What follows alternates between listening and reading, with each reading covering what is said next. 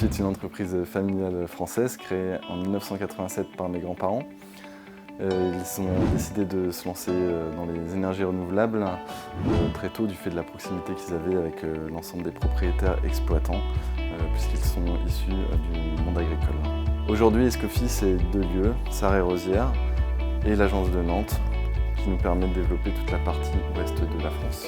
Ici au siège, on gère l'activité de développement éolien et le suivi de l'exploitation hydroélectrique en France et au Portugal. En France, pour développer un projet, il faut en moyenne 7 ans. 7 ans, à partir de l'identification d'un site jusqu'à sa mise en service. Et en fait, on va passer un certain nombre d'étapes qui vont nous permettre de communiquer avec l'ensemble des partenaires du projet et faire aboutir le projet. Le partenaire privilégié, c'est évidemment le maire. C'est la première personne qu'on va rencontrer dans le cadre du projet éolien pour le faire adhérer au projet et pour ensuite obtenir un rendez-vous en conseil municipal pour faire adhérer l'ensemble des élus au projet d'éolienne. Chez Escoffi, la première étape, c'est l'équipe de prospection qui s'en occupe. Elle permet d'identifier des sites favorables à l'implantation d'éoliennes. Donc ils utilisent un outil de cartographie qui vise à recenser l'ensemble des contraintes sur le territoire pour aboutir à une zone d'implantation potentielle favorable à l'implantation d'éoliennes. Parallèlement à ça, les prospecteurs qui identifient le site rencontrent également le maire de la commune pour lui présenter le projet de développement sur son territoire.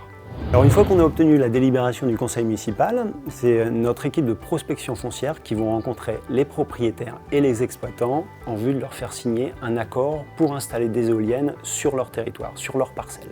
Une fois qu'on a obtenu l'accord de l'ensemble des propriétaires exploitants, on va commencer la phase d'étude d'impact qui va nous permettre de définir le projet d'implantation final.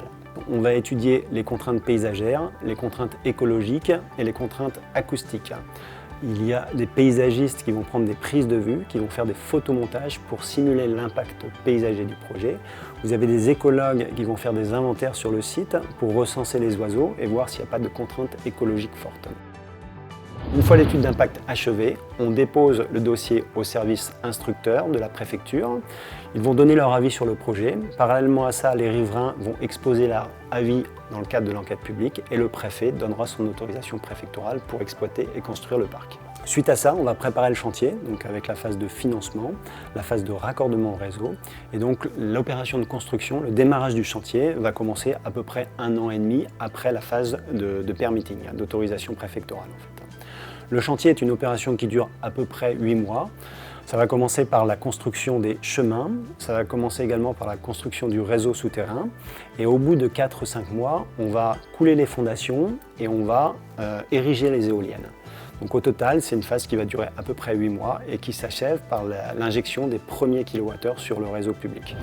Au cours des différentes étapes de développement, on a un support administratif et comptabilité qui nous aide dans la réalisation des projets.